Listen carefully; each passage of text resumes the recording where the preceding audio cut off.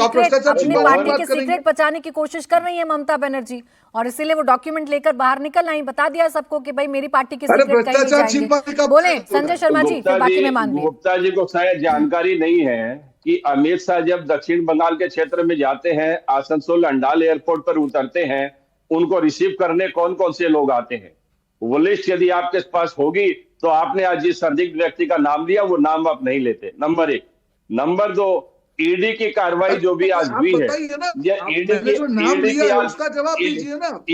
ED की आज जो भी कार्रवाई हुई है, ईडी की आज जो भी कार्रवाई हुई है, यह राजनीतिक विद्वेषपूर्ण व्यवहार के तहत जो भारतीय जनता पार्टी अपने विरोधी राजनीतिक दलों को कटघरे में खड़ा करने के लिए वो कैसे द्वेषपूर्ण कैसे खड़ा करने के लिए करती है, के ऊपर तो आज कोर्स उसका मतलब के ऊपर हमने देखा है। अगर और वो आज कार्रवाई होती है तो कैसे समाचार अवैध पत्रों के होगा? माध्यम बताइए से, ना। चैनलों के माध्यम से लेकिन ये सारे बड़ी देश अच्छी ने बात देखा है है। संजय शर्मा जी, अभी आज आप ये- कहते हैं ईडी इनके इशारे पर काम करती है, और जिसका नाम रोहन गुप्ता जी नहीं ले सकते, ईडी अपने प्रेस रिलीज में उसका नाम ले देती है। अब ये तो देखना पड़ेगा कि ईडी कैसे किसके इशारे पर काम करे। जिसका नाम रोहन गुप्ता जी ने नहीं लिया, प्रेस रिलीज में उसका नाम बकायदा है, उसी को पढ़ रहे थे रोहन गुप्ता जी। तो ये तो उसी को पढ़ रहे ये थे, तो आप अपनी वो स्टैंड लेने पर किसको कंफ्यूज कर आते हैं? देते हैं। आनंद वो विजय जी, अंडाल एयरपोर्ट पर किसको रिसीव करने आए थे? अच्छा ठीक है, रुक अमित शाह जी को जाएं रिसीव संजय करने शर्मा आए जी, थे कि 3 नहीं आए प्रश्न थे? रखे थे ये आपके भी सामने, documentary evidence तीनों है। प्रश्नों पर आपने गोल पोस्ट चेंज किया। अब अनंत विजय जी से समझती हूँ बंगाल में क्या चल रहा है। अनंत विजय जी, आज मुख्यमंत्री का पहुंचना एक ईडी रेड में, और फिर वहां से डॉक्यूमेंट को कलेक्ट करके बाहर आना और चुनौती देना कि मेरी चीजों को चुराने की कोशिश थी, मैं ऐसा नहीं होने दूंगी, बंगाल की सियासत में क्या चल रहा है? देखिए प्राची जी, मुख्यमंत्री ने आज ईडी को चुनौती नहीं दी है। मुख्यमंत्री ने आज देश की लोकतांत्रिक व्यवस्था को चुनौती दी है। संविधान सम्मत एजेंसी के कार्य में बाधा डालकर उसको चुनौती दी है। आज से ये छापे नहीं चल रहे हैं। जो लोग इस केस को फॉलो कर रहे हैं, ये कोल घोटाले के जो क्राइम के प्रोसीड हैं, ये रांची में, गोवा में, दिल्ली में, कोलकाता में छापे कई दिनों से पड़ रहे हैं, और इसके 1-2 केसेस में चार्जशीट भी फाइल कर दी है ईडी ने।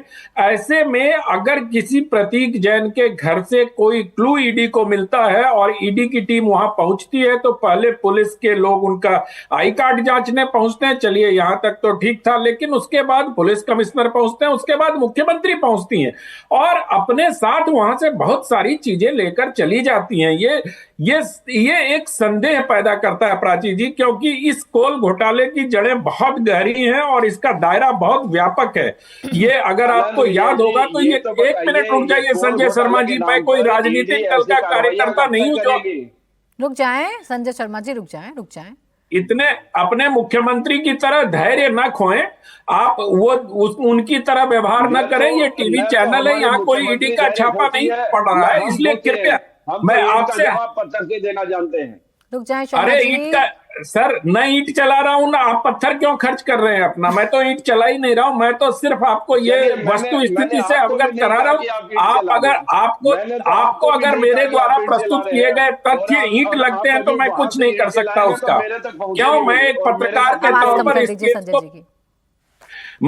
एक पत्रकार के तौर पर इस केस को बहुत लंबे समय से फॉलो कर रहा हूं, और फॉलो करते हुए जो तथ्य मेरे सामने आए वो तथ्य आपके सामने रख रहा हूं। ईडी सारे केस को जो छानबीन कर रही है उसको अदालत के सम्मुख प्रस्तुत कर रही है, उसके बाद फिर अगला कदम उठा रही है। तो आप लोग अगर विधि सम्मत, कानून सम्मत इसका कोई निराकरण चाहते हैं तो आपको अदालत जाना चाहिए। एक तरह मुख्यमंत्री का जैसे ईडी जा रही है अनंत विजय जी, इस मामले में अब ईडी ने हाईकोर्ट का दरवाजा तो खटखटाई दिया है, कल सुनवाई होगी, क्योंकि ईडी ने आपत्ति लगाई है कि कैसे सूबे की मुख्यमंत्री ईडी की कार्रवाई में या छापेमारी में पहुंच गई।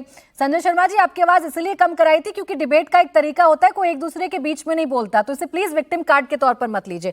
अनुराग ढांडा जी भी हमारे साथ हैं, आम आदमी पार्टी के प्रवक्ता, उनके पास में जाऊं उससे पहले अनुराग भदौरिया जी इंतजार कर रहे हैं, एक बार छोटा सा रिएक्शन उनका ले लूं, फिर आ रही हूं अनुराग ढांडा जी आपके पास। अनुराग भदौरिया जी, आपने तो इसे हार ही बता दिया बंगाल में बीजेपी की। देखिए, हाँ वही आप सुन लीजिएगा। देखिए, क्रोनोलॉजी को समझने की कोशिश कीजिए।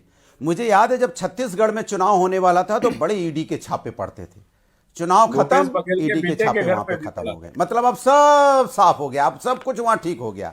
आप देखिए वेस्ट बंगाल में भारतीय जनता पार्टी को हार नजर आने लगी, चुनाव के पहले ईडी का छापा हो गया। किसके यहां? जो उसकी आईटी सेल देख रही है, टीएमसी का।